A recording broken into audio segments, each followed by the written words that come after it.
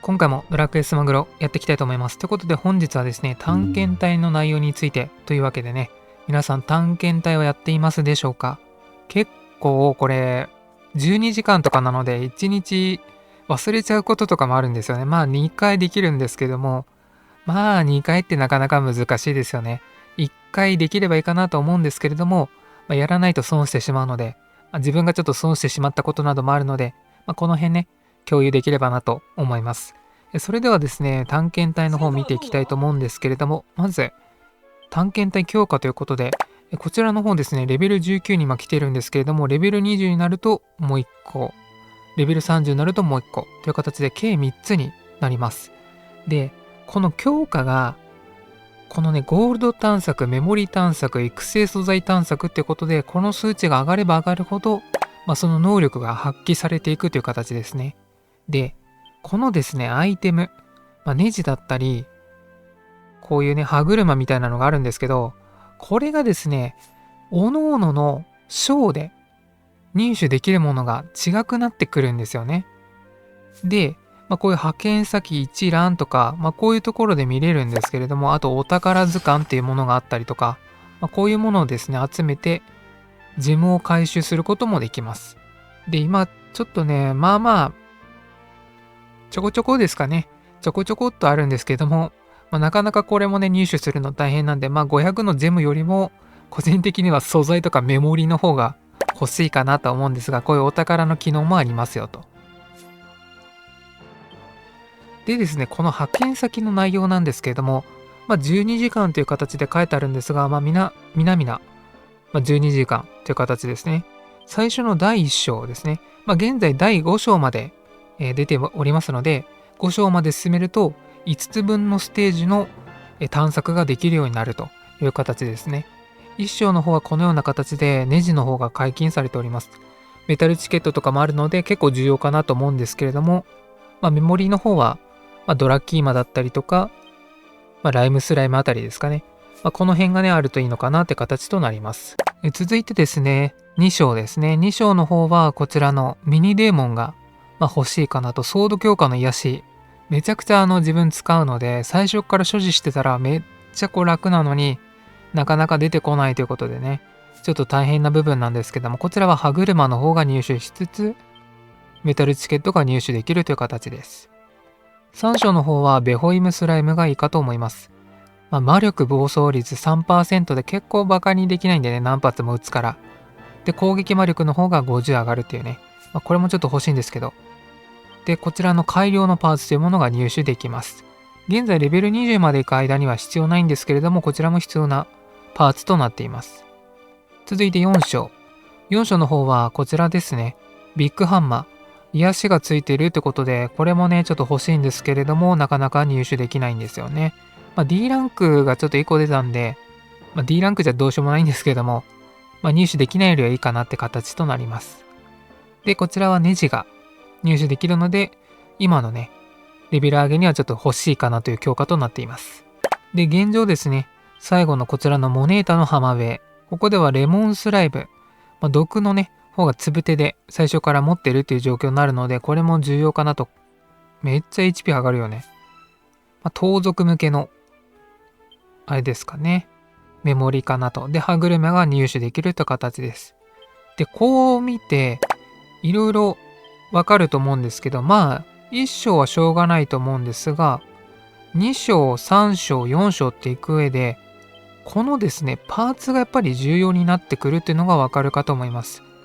2章から4章の間は、20から60の間で入手することができます。で、強化の方も、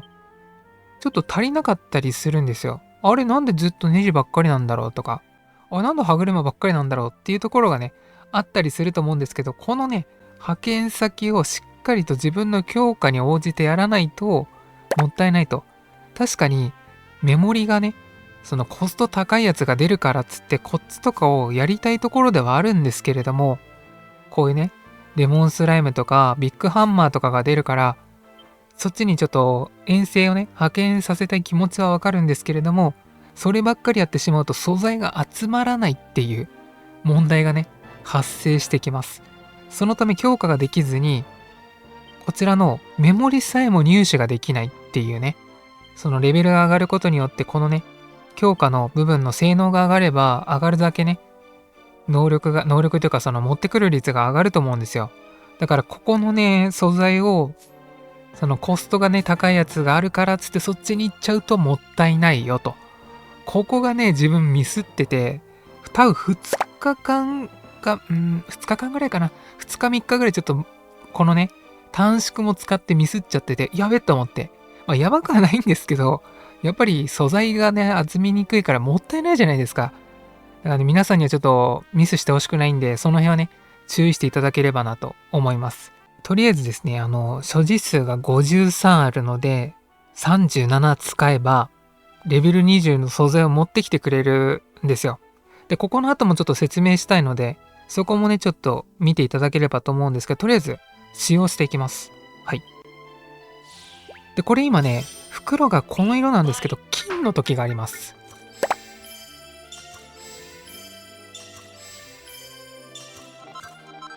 はい。という形で、これはちょっとミスってる状況ですね。物の素材がないので、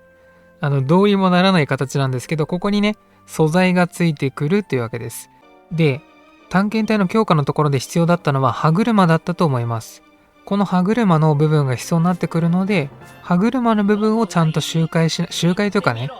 探検させなければいけないわけですね。なので5章か、ここはダメですね。ここもダメですね。はい、ここですね。2章か5章。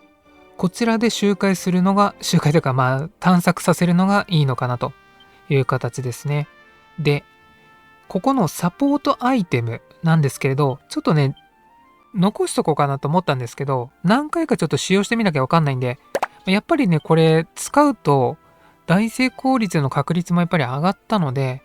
金の袋が出てくるんですよ。なので金の袋が出やすいっていうことも考えると、やっぱこういうものをですね、使っていくのも一つなのかなと。ちょっとね、使っていきましょう。はい。で、このね、アイテムが出ればいいんですが、12時間後なので、今ちょっと開封できないんですけれども、これでね、探索させていきたいかと思います。はい。という形でですね、しっかりとメモリが入手できるのも重要なんですが、強化するための素材がちゃんと入手できるかどうかっていうところを1章から5章の間でしっかり見ていただいてですね、入手していただければなと。右にね、一応1章から5章までのメモリの入手の一番いいやつと、